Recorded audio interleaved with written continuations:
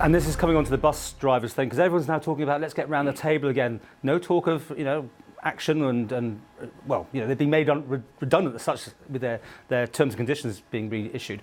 But what does Unite pay a bus driver in general in the UK? What have you fought for to get them as a living wage? Well, good rates of pay all over the place. £20,000? No, a lot more than that. Well, they advertise it in London for £20,000, don't they? I mean, yes, considerably more than that. But if you're going to try and make judgments about what is earned in the Isle of Man and elsewhere in the UK, that's a bit of a futile debate. The reality is this: our bus drivers have been currently presented with an ultimatum: sign on the dotted line or lose your job. That's not acceptable to us. And this afternoon I've made a call to the Chief Minister for a pause for peace, and he's given consideration to that overnight. I believe that if we have breathing space, then we'll be able to sit down and we'll be able to resolve the matter in an amicable sense. Okay, let's talk about this. You have approached the Chief Minister. You phoned him, or he phoned you? No, at the meeting.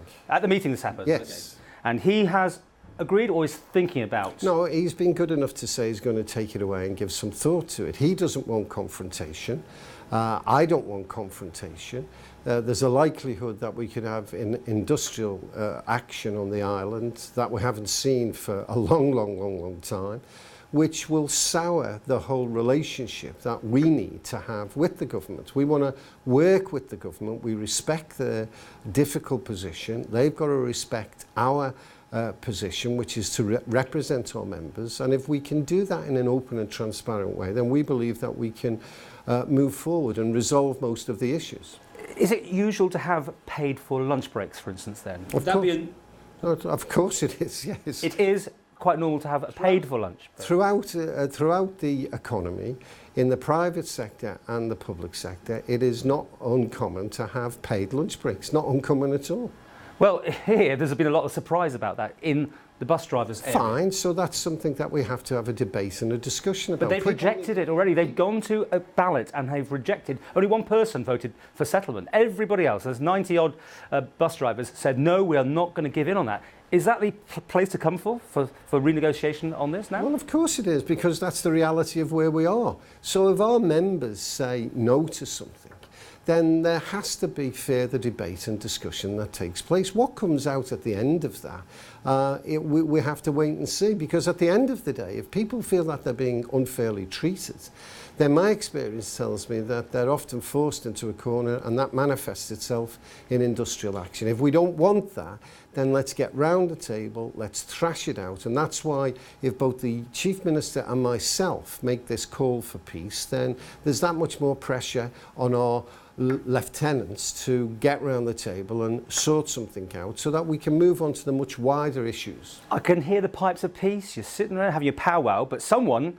is going to have to back down, aren't they? I don't think it's a question of backing down. I mean, I know it's nice for the media to create this issue of confrontation as someone has to back down. Nobody has to back down. All we have to do is have a proper debate, a proper discussion, trying to influence people so that we can arrive at a position that everybody feels comfortable about. At the moment, we have a situation where our bus drivers don't feel comfortable, and we have to respect and recognise that and try to get to a situation where they feel more relaxed and feel that they're part of a wider issue where people are being treated the same.